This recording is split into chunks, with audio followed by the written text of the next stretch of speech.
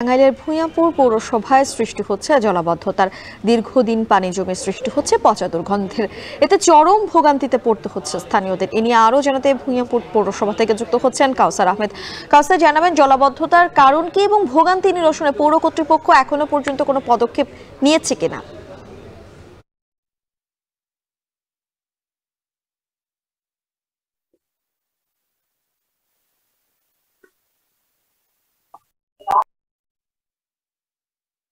হয় সেই পানিতে কিন্তু এই এলাকায় জলবদ্ধতা সৃষ্টি হয়, চরম দুর্ভোগ পোহাতে হয়। তার মধ্যে মাঝে 2 দিন আগে এই এলাকায় বৃষ্টি হয়েছে, গত 2 দিন যাবত কোনো বৃষ্টি নেই। সেই বৃষ্টির পানি কিন্তু এখনো পর্যন্ত তেমন কোনো নিষ্কাশন না হয় এই এলাকার যারা বাসিন্দা রয়েছে তাদের চরম দুর্ভোগ পোহাতে হচ্ছে। আমি রয়েছি ভূঁইয়াপুর উপজেলার 9 নং ওয়ার্ডের ঘাটান্দি এলাকায়।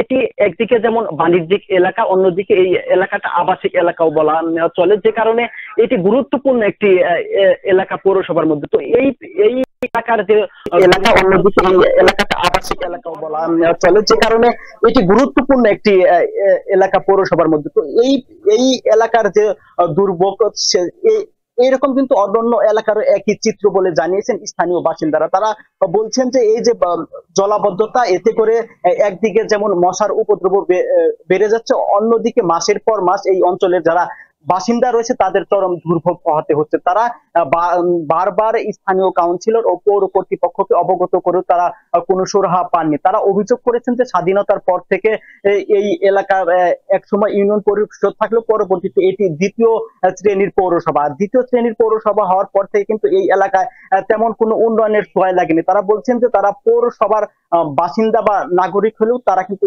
সেই পৌর নাগরিক সুবিধা পাচ্ছেন না। তারা বলছেন যে এই অঞ্চলে যদি কোনো বৃদ্ধ মানুষ চলাচল করে, তারা অনেকে হোঁচট খেয়ে পড়ে অনেকে অসুস্থ হয়ে পড়েন। আর এছাড়াও যারা অন্তঃসত্ত্বা বা অসুস্থ রোগী রয়েছেন তাদের কিন্তু এই এলাকা থেকে বের করতে, এই এলাকায় আনতে চরম দুর্ভোগ পোহাতে হয়। তারা দফায় দফায় কিন্তু এই পৌর কর্তৃপক্ষকে জানিয়ে কোনো সুরাহা পাননি। আর এছাড়াও যে আমার পেছনে যে ড্রেনটি দেখছেন, এটি কাজ হচ্ছে প্রায় 1 বছর যাবত। আর সেটি কিন্তু এখনো চলমান থাকায় কিন্তু মানুষের চরম দুর্ভোগ পোহাতে হচ্ছে।